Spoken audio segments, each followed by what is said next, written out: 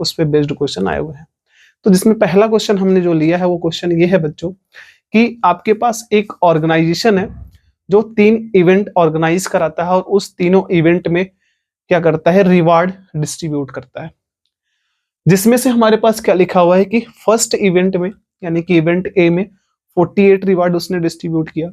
Second event में उसने क्या किया है कि टोटल 25 रिवार्ड उसने डिस्ट्रीब्यूट किया। और हमारे पास third event that is C में उसने टोटल 18 रिवार्ड्स डिस्ट्रीब्यूट किया। अब बच्चों बात यहाँ पे नेक्स्ट पार्ट हमारे पास ये बोलता है कि टोटल वो जो रिवार्ड डिस्ट्रीब्यूट किया है, अगर हम बात करें तो उसमें से टोटल रिवार्ड जो डिस्ट्रीब्यूट किया वो टोटल 60% में डिस्ट्रीब्यूट किया है। ठीक, टोटल 60% में उसने डिस्ट्रीब्यूट किया। अब उन 60% में से 5% ऐसे हैं जिनको तीनों रिवार्ड मिले हुए हैं, यानी कि हम बोल सकते हैं ए का इंटरसेक्शन, बी का इंटरसेक्शन, सी का, मींस तीनों का कॉमन का जो बात बोले तो उसमें टोटल कितने लोग हैं अपने पास, 5% हैं। बात क्लियर है इतनी बातें? अब इतनी बातें अगर हमें क्लियर है तो क्वेश्चन में नेक्स्ट जो पूछा गया आंसर है इसका वो ये है कि एग्जैक्टली 2 मेडल्स पाने वाले यानी एग्जैक्टली 2 इवेंट में मेडल्स पाने वाले ऐसे कितने लोग होंगे उस इवेंट में जिनको मेडल्स डिस्ट्रीब्यूट किया गया है। आई होप कि क्वेश्चन आपको समझ में आया। क्वेश्चन नहीं भी समझ में आया तो हम वेन डायग्राम से आपको इस क्वेश्चन को पूरी तरह से समझा देंगे। तो देखो बच्चों, सबसे पहले जो गिवन डेटास हुए हम सबको लिख देते हैं। हमने सबको अलग अलग यहाँ पर्टिकुलरली लिखा तो हमें क्या मिला कि n ऑफ a दिया हुआ है, number of a, event a में जितने मेडल्स उसने डिस्ट्रीब्यूट किया। तो बच्चों यहाँ पे एक पार्ट और ध्यान में रखते हुए चलेंगे, 48 मेडल्स है तो 48 पर्सन्स को डिस्ट्रीब्यूट किया होगा। तो a यहाँ पे नंबर ऑफ पर्सन्स को हम लोग रिप्रेजेंट कर रहे हैं, ठीक है ना। यहाँ पे नंबर ऑफ पर्सन्स हमने यहाँ पे रिप्रेजेंट किया कि a पाने वाले 48 पर्सन्स हैं। एंड उसके बाद एन बी सेम प्रोसेस, अगर 25 मेडल्स हैं तो कितने लोगों को मिला होगा 25, तो बी रिप्रेजेंट करता है कि बी पाने वाले 25 पर्सन्स हैं। और हमारे पास सी, एनसी किसको रिप्रेजेंट करेगा हमारे पास कि इवेंट सी में मेडल्स पाने वाले टोटल कितने पर्सन्स हैं, 18 पर्सन्स। बात यहाँ पे सेकेंड पार्ट की आती है बच्चों, इसने बोला है कि टोटल कितने लोगों में मेडल्स को डिस्ट्रीब्यूट किया गया है। तो हमने अभी अभी बोला, हम यहाँ पे ए इवेंट ना लेके हम क्या बोल रहे हैं कि नंबर ऑफ पर्सन्स को रिप्रेजेंट करेगा, यानी कि इवेंट ए और इवेंट बी और इवेंट सी में तीनों में पार्टिसिपेट करने वाले टोटल कितने लोग हैं, यानी कि हम बात कर रहे हैं A union B union C में टोटल कितने पर्सन्स हैं, टोटल 60 पर्सन्स। यूनियन क्या रिप्रेजेंट करता है, ए वाले भी, बी वाले भी और सी वाले भी, तीनों को मिलाओ कितने लोग आने वाले हैं, टोटल 60 पर्सन्स। क्लियर है बात? अब इस तीनों इवेंट के जो कॉमन पर्सन्स हैं वो कितने लोग हैं, n A intersection B intersection C, that is कितने पर्सन्स है बच्चों, 5 पर्सन्स। बात क्लियर है? और ये भी इसने बोला है कि ये 5 पर्सन्स ऐसे हैं जिन्होंने तीनों इवेंट में रिवार्ड पाया, यानी कि टोटल बात करी जाए तो 15 रिवार्ड ऐसे हैं जो कि डिस्ट्रीब्यूट किए गए 5 लोगों में। बातें क्लियर है? हमने ये तो क्वेश्चन का पार्ट हमने लिखा। बच्चों मैं जो समझाना चाहता हूँ क्वेश्चन में जो पूछा वो क्या पूछा है, ध्यान से समझिएगा। इसको मैं समझाने के लिए पूरी तरह से हमने वेन डायग्राम की मदद ली, और मैंने वेन डायग्राम जब बनाया तो हमने तीनों इवेंट्स को अलग अलग डिस्ट्रीब्यूट करके यहाँ पे अलग अलग बनाया। ये हमने तीनों इवेंट्स बनाए, ये इवेंट्स ए है, ये इवेंट बी और इवेंट सी में पार्टिसिपेट करने वाले पर्सन्स हैं टोटल। तो बच्चों इवेंट ए में टोटल कितने लोग हैं, 48। हम नहीं लिखने वाले हैं यहाँ पे, हम केवल और केवल उतनी बातें लिखेंगे जितनी की जरूरत हमें है आपको समझाने के लिए। देखो सबसे पहली बात, हम जब भी क्वेश्चन बनाते हैं हमेशा हम सबसे मोस्ट कॉमन पार्ट को लेके चलते हैं। तो बच्चों इसमें मोस्ट कॉमन पार्ट अगर हम ढूंढेंगे तो ये वाला हिस्सा ऐसा है जो तीनों में कॉमन आ रहा है, यानी कि इसमें जितने पर्सन्स आएंगे वो ऐसे पर्सन्स होंगे जो ए में भी पार्ट किए हैं और बी में भी पार्ट किए हैं और सी में भी पार्ट किए हैं। तो 22 यहाँ पे हमें क्या पहले से पता है कि ए बी और सी तीनों में पार्ट करने वाले लोग कितने लोग हैं, टोटल 5 लोग। यानी हम बोल सकते हैं बच्चों कि इस हिस्से में कितने लोग टोटल आने वाले हैं, 5 पर्सन्स। अब मैं जो समझाना चाहता हूँ क्वेश्चन पूछा क्या है बच्चों, वो क्वेश्चन क्या पूछा है पता है? उसने पूछा है कि ये प्लस ये और प्लस ये कितना आएगा। दैट मीन्स कि केवल ए और सी ये 2 इवेंट में मेडल पाने वाले लोग कितने लोग होंगे, तो वो एरिया केवल ये दिखाएगा बच्चों। ये वाला एरिया मैं बात करूं तो वो ये एरिया आएगा।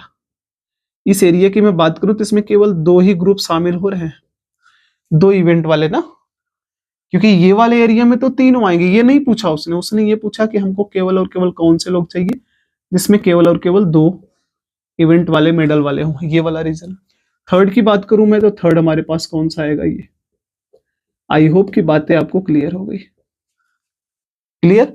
दैट मीन्स उसने जो पूछा है हमको फाइनली, उसने पूछा कि हमें x plus Y plus Z की वैल्यू बताओ, ये आएगी कितनी। तो क्वेश्चन बहुत आसान है, स्टेटमेंट पे मत जाना।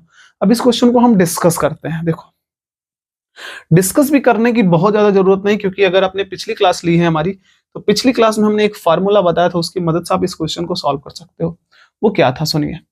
हमने बोला था, उसमें बताया था आपको कि n A union B union C equals to होता है n of A plus n of B plus n of C, minus हम क्या करते हैं, कॉमन वाले को, दो में कॉमन को हम इसको लिख लेते हैं बच्चों सिंपली।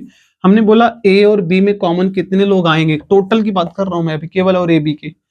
तो ए और बी, क्योंकि फार्मूले में दो लोग का ग्रुप था ना, लिख देता हूं चलो, एन ए इंटरसेक्शन बी, फिर minus N B intersection C, फिर minus N A intersection C, और लास्ट में अपने पास एड ऑन होता था तीनों का इंटरसेक्शन ए बी और सी।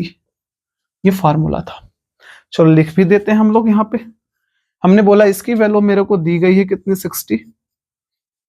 इसकी वैल्यू हमको दिया गया है कितना, 48। इसकी वैल्यू दे रखी है हमारे पास 25। इसकी वैल्यू 18। अब 1 बाई 1, क्या इसकी वैल्यू दी है, नहीं दी है, बट हमने वेन डायग्राम में बना रखा है। इस पूरे की वैल्यू मैं पूछूं ए और बी में कितना हिस्सा कॉमन आएगा, तो ये पूरा कॉमन आएगा। केवल ए बी की बात कर रहा हूं अभी मैं, तो ए बी में ये टोटल आएगा, दैट मीन्स x प्लस 5। तो कितना आने वाला है अपने पास, x प्लस 5। उसके बाद माइनस बी और सी में कितने कॉमन आएंगे, बी और सी में कितने कॉमन आएंगे, ये टोटल z प्लस 5, यानी यहां से आया z प्लस 5। सही है बच्चों। अब उसके बाद मैं बात करूं तो नेक्स्ट माइनस, अगला कितना आएगा, ए और सी में कॉमन, ए और सी में common y plus 5, y plus 5। Clear है बात। और प्लस तीनों में कॉमन कितने लोग हैं, टोटल 5%। क्लियर बात। आगे सॉल्व कर लेते हैं हम लोग। हमने बोला 60, तीनों को ऐड ऑन करते हैं, ऐड ऑन करके देख लेते हैं कितना आता है। 8 और 5, देखो 5 और 5 10, 10 और 8 18, 18 और 8 6 आएगा यहाँ पे। और उसके बाद 2 गया हमारे पास, 2 2 4 4 4 8, 8 और 1 कितना हो जाएगा, 96। क्लियर बात। Minus x minus 5 minus z minus 5 minus y और माइनस 5। हमने क्या निकाला, हमको चाहिए क्या actually, x plus Y plus Z. हमने बोला x y और z को तीनों को ट्रांसफर करते हैं, इधर प्लस हो जाएगा, x plus Y plus Z. बताइएगा 96 माइनस 5 5 5, दैट इज 15 माइनस 60, कितना आएगा 96 माइनस 60, और दैट मीन्स कितना आने वाला है अपने पास 75। माइनस कर दो बच्चों। अब इसको अगर हम माइनस कर रहे हैं तो आंसर कितना है अपने पास 21। तो काफी आसान क्वेश्चन था, अगर आपके पास कंसेप्ट क्लियर है तो आई होप कि आपको सॉल्यूशन अच्छा लगा हो। यही हमारा आंसर हो गया कि एग्जैक्टली 2 मेडल्स पाने वाले केवल और केवल कितने लोग होंगे, 28% ऐसे होंगे जो केवल और केवल 2 मेडल्स पाए हुए हैं, 2 से ज्यादा नहीं, ना तो 2 से कम मेडल पाए हुए हैं। आई होप कि चीजें क्लियर हो गई। ठीक है, इसके जस्ट बाद हम नेक्स्ट क्वेश्चन लेते हैं। और बच्चों नेक्स्ट क्वेश्चन जो बहुत अच्छा क्वेश्चन है अपने पास, उस क्वेश्चन को हम लोग ने पिछली क्लास में डिस्कस किया है, एक प्राइम क्वेश्चन डिस्कस किया। उस क्वेश्चन को प्राइम क्वेश्चन बोलते हैं, वो इसलिए बोलते हैं क्योंकि वो एक ऐसा क्वेश्चन है जिसके कंसेप्ट पर सेम टू सेम क्वेश्चन आए हुए हैं 4 से 5 बार जेईई में, केवल डेटा बदला हुआ है और थोड़ा सा तरीका बदला है, बाकी सब कुछ क्वेश्चन वही है। हम उन चारों में को डिस्कस कर लेते हैं आज। ठीक है,